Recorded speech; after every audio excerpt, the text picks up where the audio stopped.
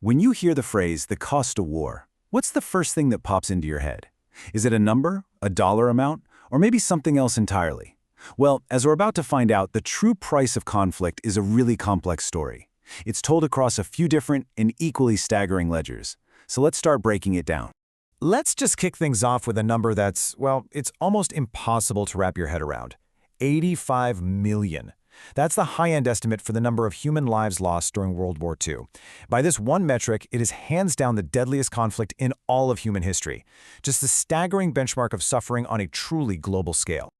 Okay, so that's one kind of cost. Now let's look at a totally different one. $10 trillion. That was the estimated price tag of the Cold War, a conflict that wasn't really defined by direct battles between its main rivals, the US and the USSR, but by this relentless globe-spanning arms race. This figure really makes you wonder, right? Can a war's cost be measured even if the main players never really fire a shot at each other? All right, and now for our third number. And this one completely changes the perspective. 17.89%.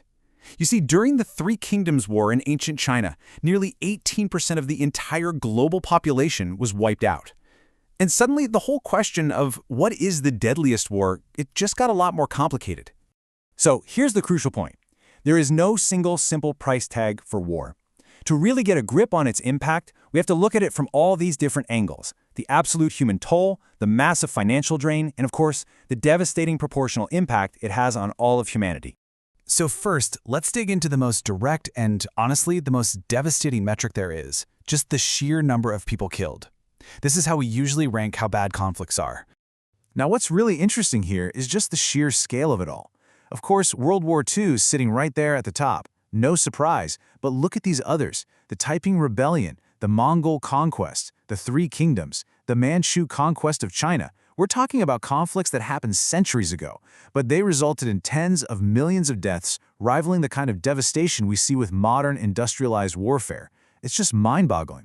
And it's so important to understand what these numbers actually include. We're not just talking about soldiers on a battlefield here. A war-related death counts everyone. Civilians who are lost to starvation or to disease or to genocides that were directly caused by the conflict. That context, it makes those figures even more chilling. So, yeah, measuring in lives gives us one part of the picture, a brutal one. But that's only half the story, isn't it? What about the economic devastation?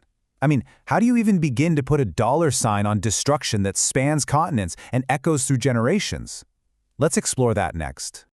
Okay, so the second ledger we really need to look at is the financial one. Because the economic cost of war, it doesn't just end when the fighting stops. Not even close. It shapes entire economies and societies for decades to come. Yeah, this quote from your story really just nails it. The money spent on weapons, the infrastructure that's just leveled, the loss of economic productivity, it all creates this massive debt that future generations end up paying, long, long after the soldiers have come home. And the scale is just staggering. The Cold War is at the top of the chart at an almost unbelievable $10 trillion. Right behind it is the more recent War on Terror, already at $8 trillion and still climbing. And get this, even the American Civil War, which was fought over 150 years ago, had a price tag of $91 billion. That's just wild. You know, the Cold War is such a fascinating case study. $10 trillion spent not on big, active battles between the superpowers, but on this silent race for supremacy. It really proves that the threat of war can be just as economically draining as the war itself. And now we come to the question that reframes everything. We've counted lives, we've counted dollars. But what if the deadliest war isn't the one with the highest body count, but the one that erased the largest fraction of humanity?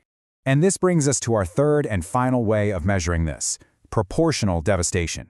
This view doesn't just ask how many people died. It asks how much of our world was actually lost. And here it is. This is the big reveal. By total deaths, World War II is unmatched. It killed up to 85 million people, but that was about 3.7% of the global population back then. Now compare that to the Three Kingdoms War. It had a lower death toll of 34 million, but that represented nearly 18% of every single person alive on the planet. Proportionally, it was 5 times more devastating than World War II. And this wasn't an isolated case either. The Mongol Conquests wiped out over 13% of the world's population, the Taiping Rebellion over 6%, These were cataclysmic events that completely changed the human story on a scale that's really hard for us to imagine today. So after looking at the past in these three different ways, lives, dollars, and percentages, what does it all tell us about the future of conflict? Well, I think the big takeaway is pretty clear. The true cost of war is always, always astronomical. But it's never just one number. The deadliest conflict changes completely depending on how you decide to measure it. And it's a powerful reminder that behind every single one of these statistics are stories of human loss, of economic ruin, and of a world that was just irrevocably changed. And that leaves us with a final, pre-sobering thought to chew on. In an age of drones, cyber attacks, and AI-driven warfare, how will we even begin to measure the cost? Will the next great conflict be measured in lives lost, or economies shattered, or maybe in a currency we haven't even conceived of yet? That's a question for our time. Thanks for joining me.